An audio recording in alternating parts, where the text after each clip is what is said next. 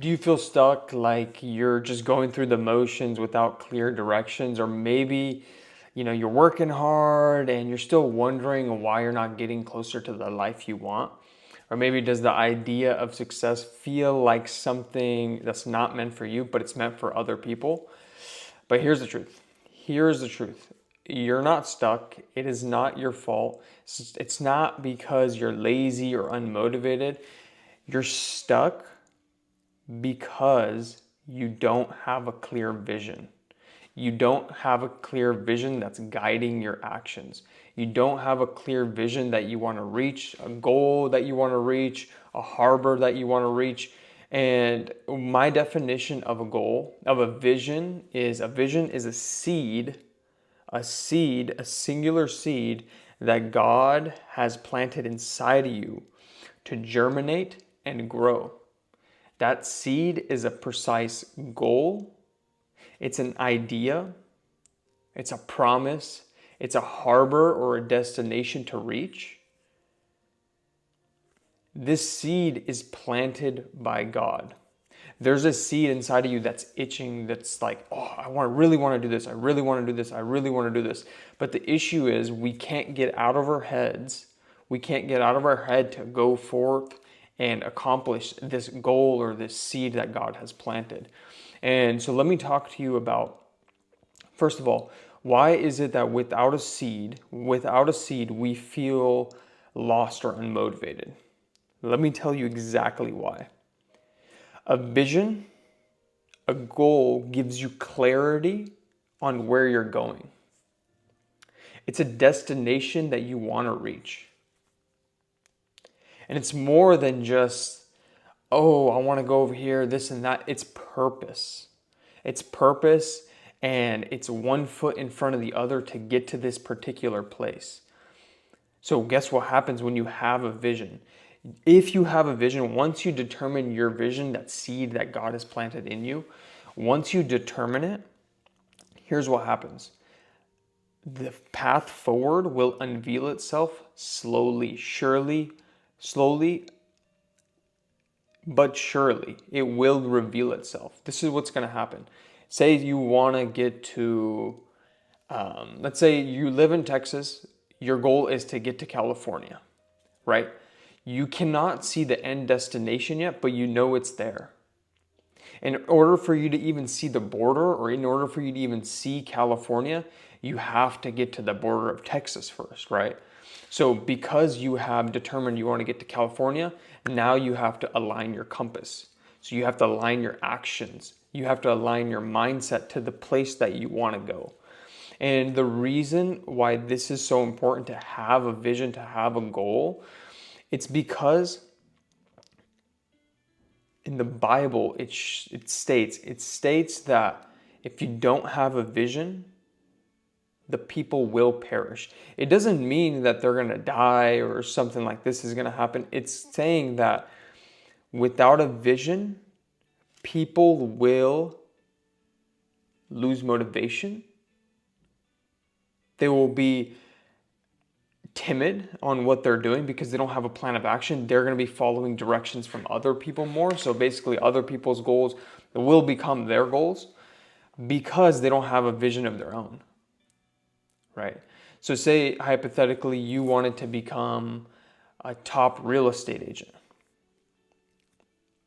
Your goal is to become a top real estate agent. What is the path of getting there, right? The path of getting it there is, hey, this is the habits, this is the skills that this top real estate agent has. Oh, prospecting, being good at communicating with people, being diligent, being responsive, being quick to action, being charismatic, not even just like, oh, charismatic, but just being able to communicate with people in an effective manner where it's like, hey, this guy has a good personality. These are the habits that person has. Now you know what habits that person has, and you just have to bring those into your own being, and you have to behave in that particular way. And it's just a matter of time before that comes to pass. Like, look at businesses, right? Apple didn't just make computers, right? They didn't just make computers. They had a vision that they would change the way the world communicates. It wasn't just a phone. It was an iPhone. It had a DVD, it had a music player in there. You can call people, you can FaceTime. It had all this. They created a vision for the people. And let me ask you this. So, do you think you would get further in life if you drifted around everywhere? If you drifted around like, oh yeah, we'll just see where the world takes us, blah, blah, blah, we'll just see what happens. Or do you think you would get somewhere faster, quicker, with more urgency if you had a vision, if you had a goal in mind? Another issue that comes up with goals,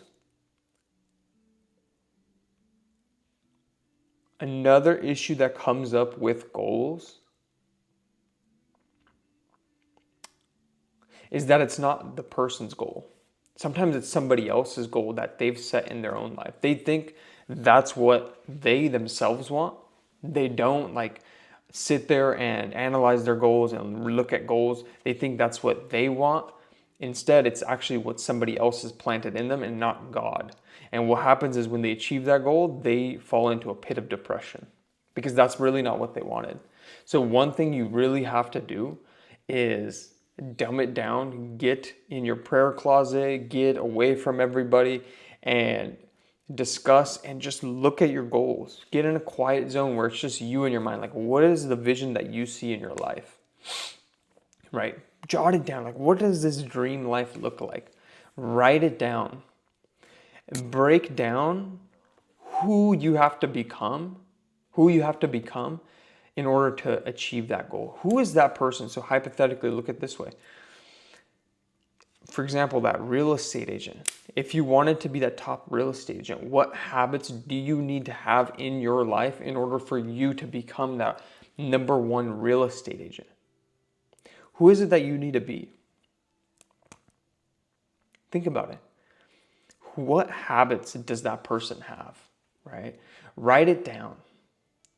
And another thing I need you to do is when you write down, this is another issue I have with goals. Two issues actually. Number one issue is sometimes people set deadlines. I am a believer in God, so I need to surrender to God and God's timing and what God has planned for me. Because sometimes my timing, if it happened in my timing, it's not the best for me, and God knows what's best for me, and He will make things come to pass when He knows it's best. All I can do is put one foot in front of the other, boom, boom, boom, one foot in front of the other, do the work that's necessary, build the habits that's necessary, and then God will come in. So think about this. If you're asking for this huge goal, right? Like let's just say you want to manage $100 million in assets.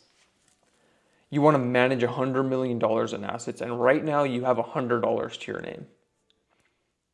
If it was your timing, and you wanted the $100 million in assets next year, do you hypothetically think you could even handle $100 million and all the stress that comes with it, all the skill sets that come with it, the management of the people that come with it?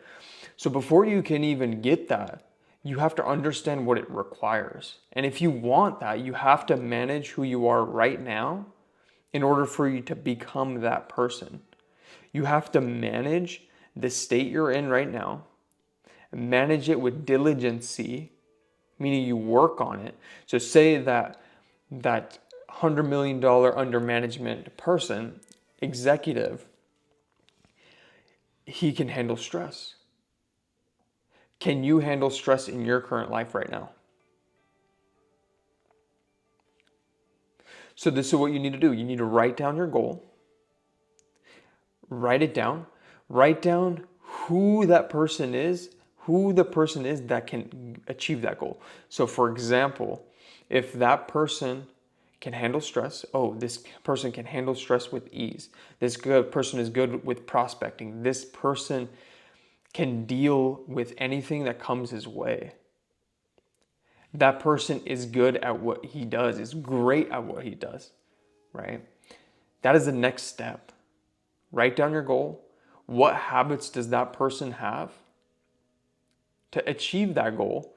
And the next thing is you have to commit to it. And it's not just committing like, oh yeah, I'm going to choose this, blah, blah, blah. You have to decide. You have to decide, is this really what you want? Because once you start, think of a boat traveling. It stops at a harbor, then it goes to a different harbor, then it goes to another harbor. You can only chase one harbor at a time. You cannot work at multiple things at the exact same time. So this is what happens. You are the captain of your ship. You have a destination you want to reach, a harbor you want to reach. Your goal is to choose that harbor while you go through the waters. Sometimes the path is going to get treacherous. Sometimes there's going to be storms. Sometimes it's going to be smooth sailing. Your job as the crew captain is to make sure that boat gets to that harbor. There are going to be tough times. 100% agree with you. There are going to be times where it's like, dude, I can't do this anymore. I cannot continue. Sometimes you have to do things that are uncomfortable. You have to stay up at night. You have to go to sleep late. You have to wake up early, right? There are things that are going to come up, but it's your job as the captain. No matter the circumstances, you have to get that boat over there. Okay? So write down your goal. First of all, choose a goal, write it down. I don't do deadlines because I surrender to God's timing and what things are going to happen. All I can do is, hey, who is that person that can achieve this goal? And I just become that person and do what it takes to be that person. Break it down. So think of a goal, write it down, break it down, commit to it. Commit to that harbor, commit to that seed, commit to that vision that God has planted in you. And what is your vision? Sometimes you don't even know what the vision is. Sometimes it's tough because you don't understand. This is the starting place. Whenever I talk to somebody, they're like, I don't know what to do. I'm feeling this way, that way. I don't know what to do in the next year. I always ask them, like, what is your vision? Where is it that you want to get to? What is the purpose of this? Are you just doing this just to do this? What is the purpose of this? And if you don't have a vision, all I would say is pray. Spend some time alone. Turn the phone off. Turn the social media off because, dude, social media is so, it just infiltrating every single angle. Turn it off and commit to something. Like, seriously, commit to something. And just trust in God in what you do.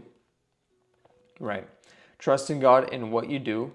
And you yourself know exactly where you want to be, right? You know exactly where you want to be. Just trust yourself. Take the necessary action. If not now, then when? Right? If not now, then when? And it is totally up to you at the end of the day what you want to do with your life. God has given you the decision to either reveal the true gem you are, or it be a whole world-class expose of the person. There's a measure of faith that has been given to you. You are given the seed. You have to cultivate it. You have to grow it. It's like a tree. You plant the seed. You have to first go through the struggle. That's the gravitropic growth. You have to go through the struggle. You have to grow your roots. That seed is where it starts. So if you don't have a seed, I always suggest you start there. Stay blessed by the best. I'll catch you guys on the next one.